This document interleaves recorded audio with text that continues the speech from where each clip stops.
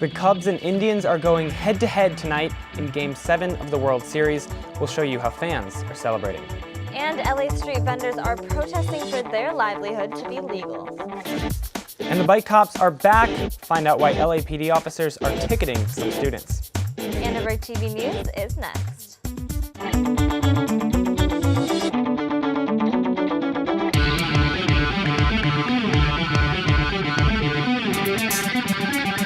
Live from USC, you're watching Annenberg TV News.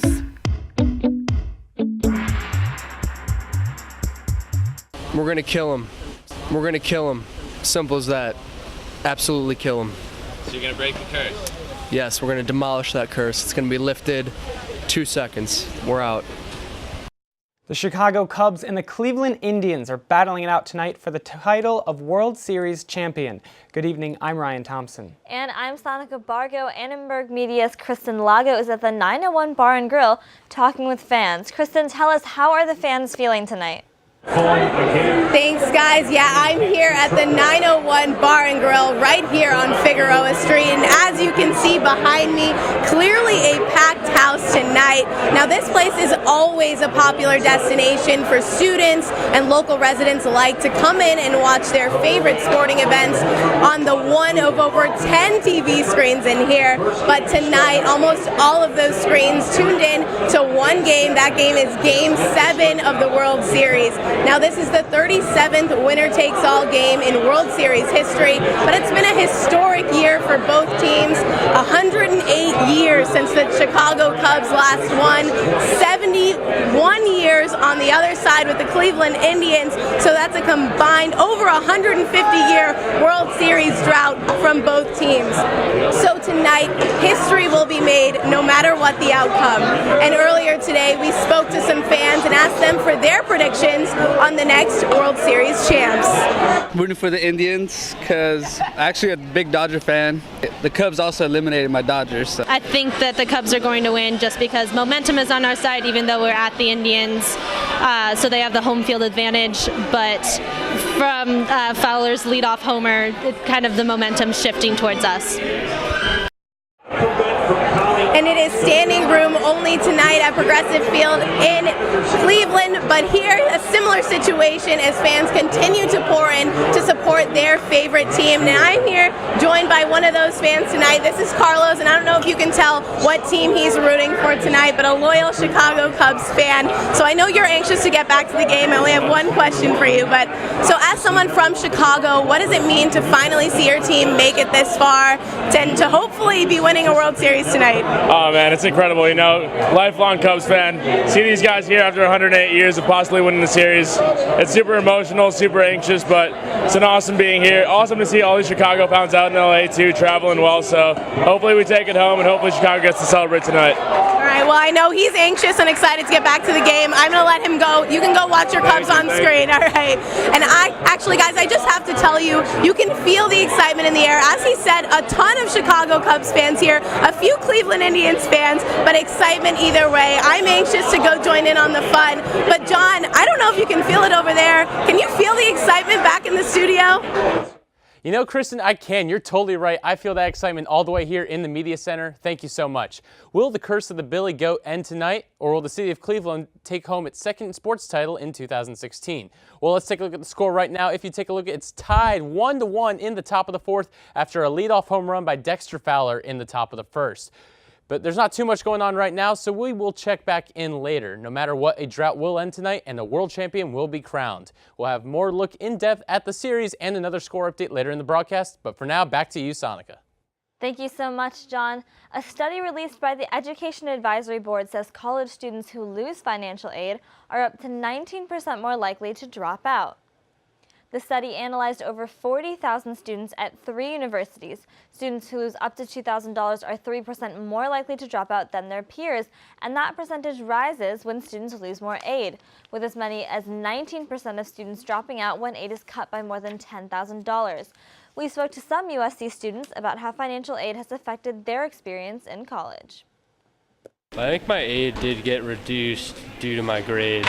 I was still able to pay for it, but it was just harder. My grant went down, which is weird considering tuition went up. Well, my dad had to take out a Parent Plus loan. I would never be able to come to USC without that scholarship money. I definitely would have gone to community college because that's a lot cheaper and transferred later. Probably would have had to go in-state without the financial aid, and UMass is a worse school, so I was glad for the aid here.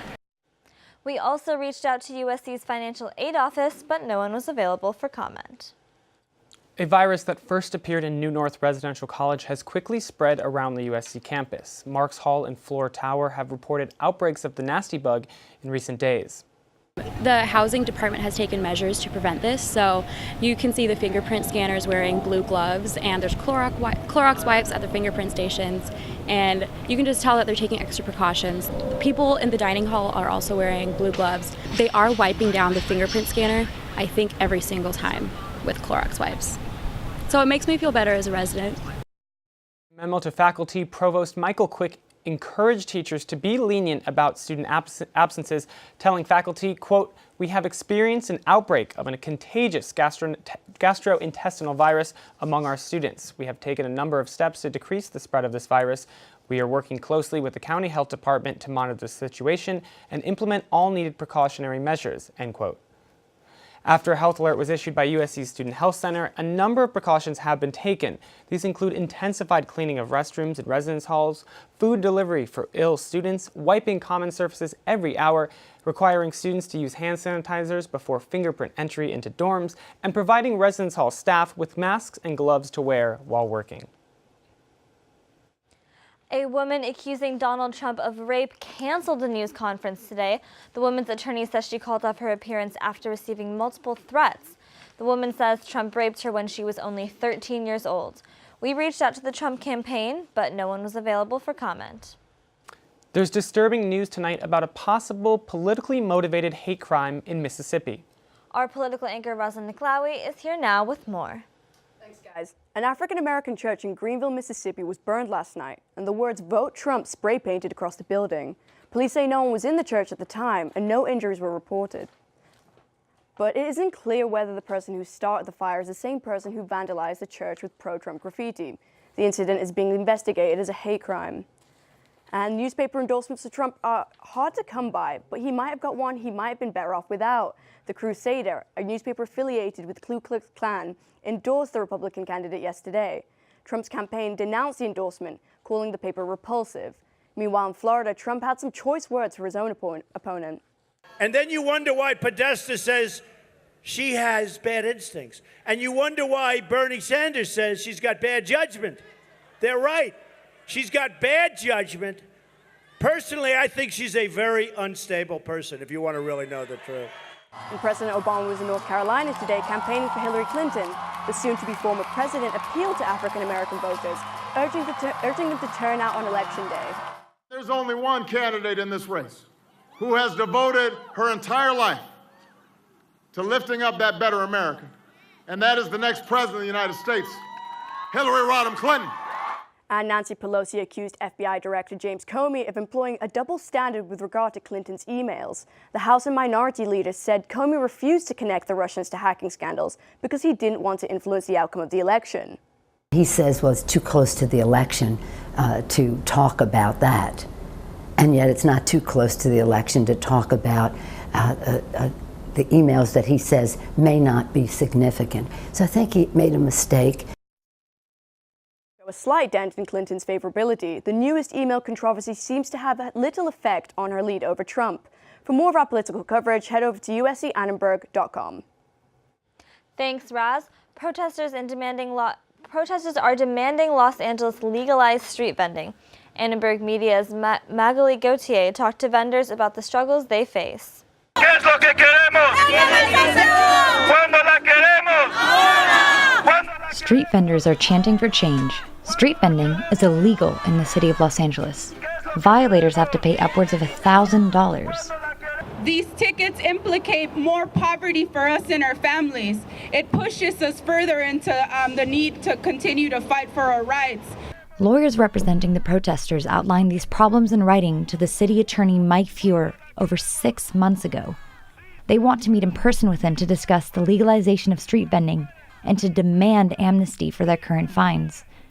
So I see vendors go into court, get saddled with debt, huge fines from $300 to $1,000. And I know that Mike Buer can do something about relieving their criminal justice debt. He's refusing to even meet with us to talk about that. The protesters say that Mike Buer has the power to decriminalize street vending. They're here today to meet with him, and they've currently been locked out of the City Hall building, a public building. We made contact with the city attorney and their representative. They do not want to come downstairs. We reached out to the city attorney Mike Buer's office for comment, but they pointed us to the city's ACE program. With the ACE program, vendors no longer face criminal prosecution. Now they are fined. One vendor wants to be treated with respect. Every time, and when you hear this, I want you to look at the street vendors standing on the corner in a different way. They're there because that's the way they have to survive. And to survive, they say their line of work needs to be legal. City Attorney Buer agreed to meet with the protesters at a future date. For Annenberg Media, this is Magali Gauthier. The Justice Department is suing DirecTV for colluding with its competitors.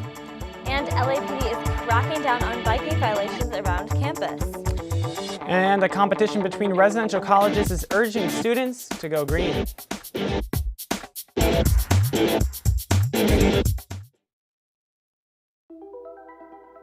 Todd's a great guy. I mean, look at him. What a sweetheart. Attaboy. Wait, Todd, what are you doing? How totally selfish and un-Todd-like of you. Come on, Todd. Come on, man. Wow, these are really good. You act surprised.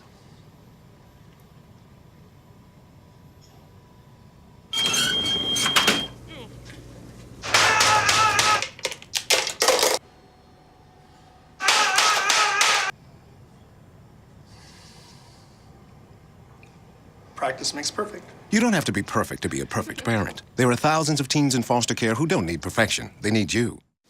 So they say it's a man's world? I don't see anybody's name on it. While they were doing their thing, we slowly changed all that. Today, women can do anything men can do. And there's one thing we're even better at.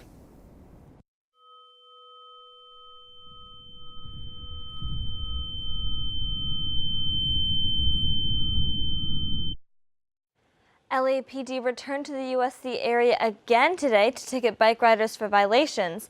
Aaron Hendel shows us why. Dozens of students biking to early classes this morning didn't make it on time, but that's not the worst of it. LAPD officers handed out misdemeanor traffic tickets for biking violations on the corner of 30th and University.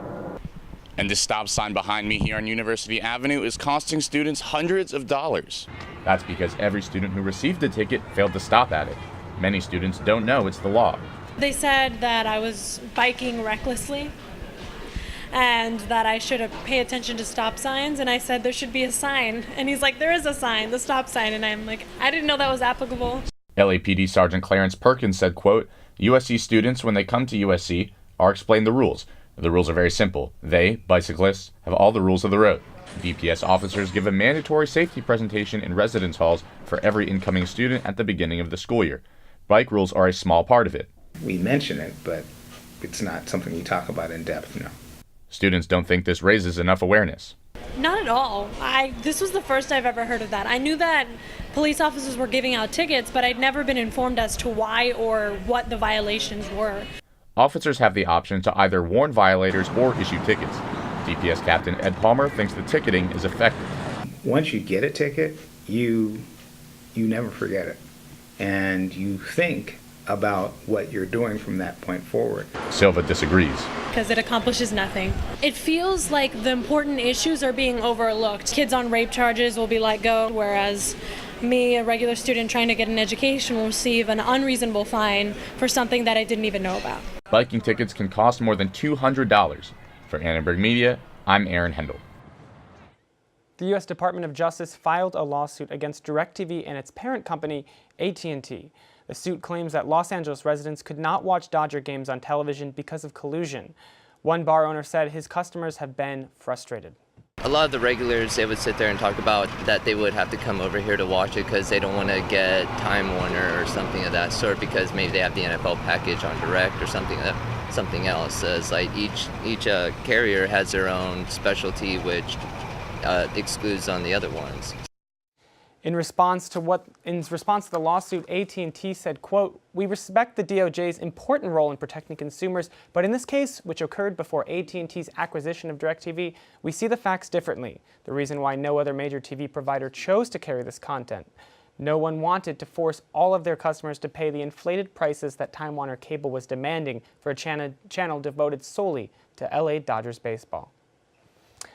Well, it's supposed to be hot this weekend, just in time for homecoming weekend. Yeah, so it should be a good game this week, and enjoy the weather. Let's toss it over to our weather anchor, James McDaniels, for more. Yeah, guys, it's going to be pretty sunny for the next couple of days, so especially if you're going to be going to any sporting events like football, or if you're heading out to the Breeders' Cup at Santa Anita Park, it's going to be a beautiful weekend. But first, let's take a look outside right now at our current conditions. We got fair, sunny skies, 75 degrees, beautiful temperature. We do have a little bit of humidity, but it's not too bad at 31%. As we head over to our big map, let's go over to San Bernardino and Riverside. We've got 84 there at both cities tomorrow. We're going to have 63 degrees at Big Bear, and Palm Springs will not get too hot. It'll only get up to 88 tomorrow. Now, as we head over to the coast, Malibu is going to be a beautiful day at the beach tomorrow at 80 degrees. Thousand Oaks will get up to 87, and Simi Valley will get up to 83. Now, as we head towards downtown, we are going to see a mix of the mid-80s to maybe the upper or maybe the lower 90s, where we have 88 degrees tomorrow at USC, and we're going to get up to 91 degrees in Glendale. Now, as we head to our 5-day forecast, like I said, it was going to be a very beautiful next couple of days. We're going to be seeing some upper 80s tomorrow, but then we're going to cool down for the next couple of days for the weekend in the mid to upper 70s, and that's going to kind of just follow along into next week. Those are the temperatures I like to see, James. Those are perfect. Thanks, James. Now, the Environmental Student Assembly is partnering with USC Housing to reduce energy consumption in residential halls. Annenberg Media's Tommy Brooksbank shows us how the initiative is encouraging students to save electricity. Hi, would you like to make a pledge to conserve energy? USC's Environmental Student Assembly wants you to turn off the lights. The group has launched an initiative called Energize SC. It's a month-long series of events that includes giving students tips for saving electricity. Today, organizers were out at the farmers market asking students to pledge to reduce their energy consumption. You could just preach all you want, but once you actually start seeing the benefits of people changing their behavior, that's the biggest thing. So yeah, it's kind of just more spreading a sustainable consciousness on campus. Now, in addition to raising awareness, Energize SC is also hosting a competition on campus between the residential halls, making sure students hit the lights on the way out. Hopefully, the freshmen will get more into it, competing against other residential colleges. Organizers say the competition probably won't reduce USC's energy use significantly, but it will remind students to be energy efficient by switching off the lights and unplugging electronics when you're not using them. We think it's really important targeting people right as they come in. Since you're in college, you're living on your own for the first time. You don't have your mom or dad telling you turn off the lights or whatever. So it's about establishing that habit and being aware of the different energy conservation things you can do. The Energize SC competition began on Monday and will continue through November 18th. The residential college that saves the most energy will receive 100 points towards the Residential College Cup and get a visit from Peddler's Creamery. For Annenberg Media, I'm Tommy Brooksbank.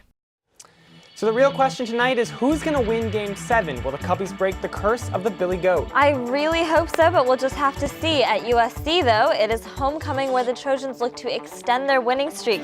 Let's toss it to our sports anchor, John Marcus, for more. Thanks, Sonica. Well, don't sleep on the women of Troy as they head to Carson to play UCLA in the crosstown rivalry. And that's right, it is homecoming, and the Trojans are looking to capitalize on the Ducks' struggling season. And the winner of the World Series will be determined tonight. Will the Cubs fans finally end their 108-year curse?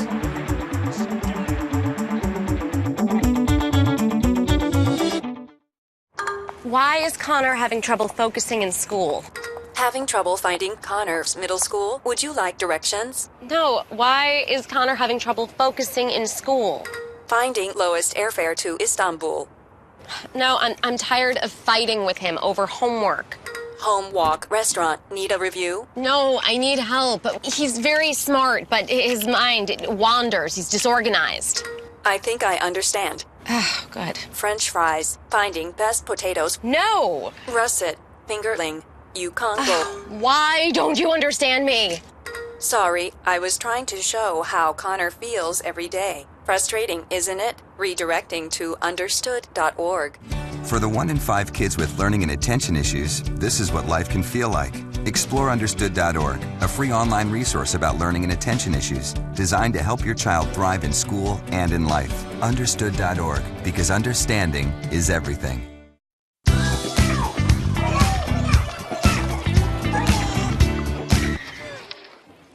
Looks like it's done.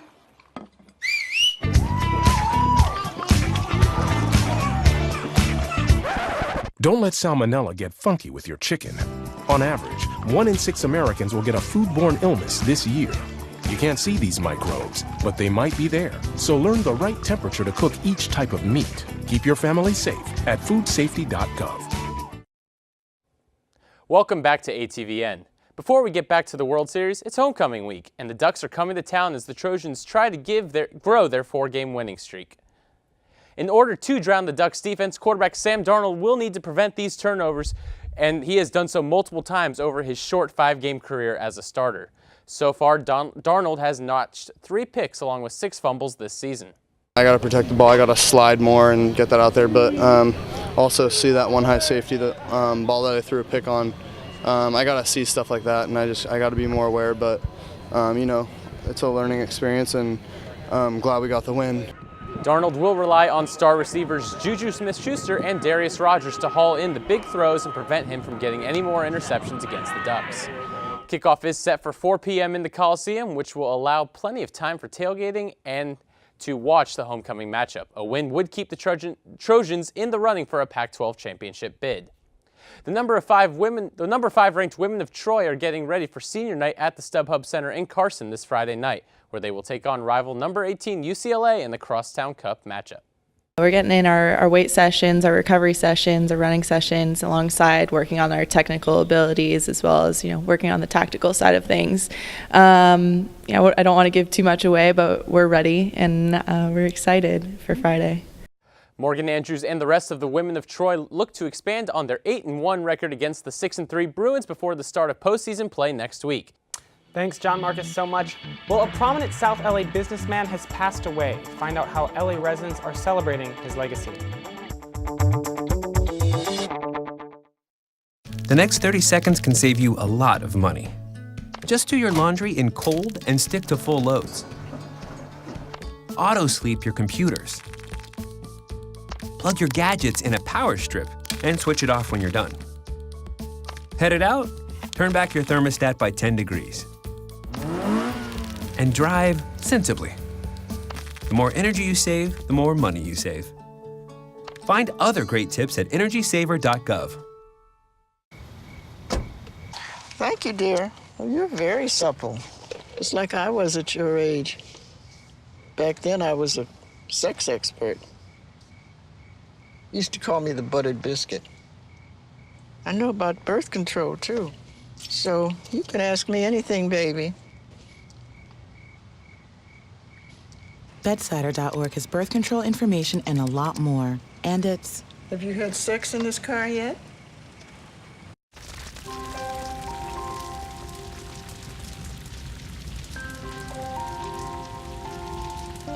A single ember that escapes from a wildfire can travel more than a mile.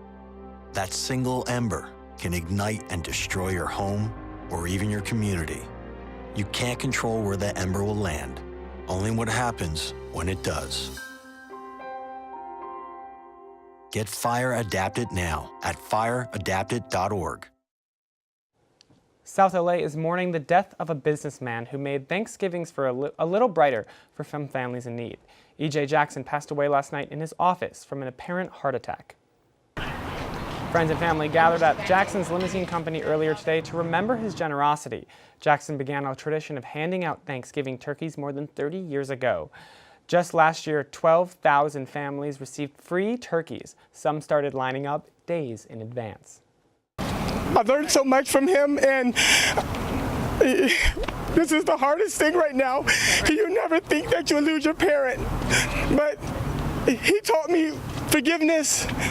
He taught me the love wins. He had a beautiful heart. He had a beautiful spirit. A lot of people's going to miss him because he did it from the heart. He didn't do it for money. He didn't do it for gain. He's going to be missed. He was loved. He was the most generous man that I've ever met.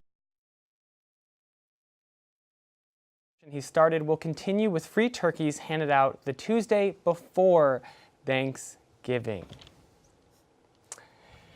Well, it's a very special birthday here at Annenberg TV News. Yeah, gotta give a shout out to John Goldsmith in the control room. He's our savior, and we couldn't do the show without him. So thanks so much, John. From everyone here at Annenberg Media, I'm Sonica Vargo. And I'm Ryan Thompson. You can catch us on the web at uscannenbergmedia.com. Good night.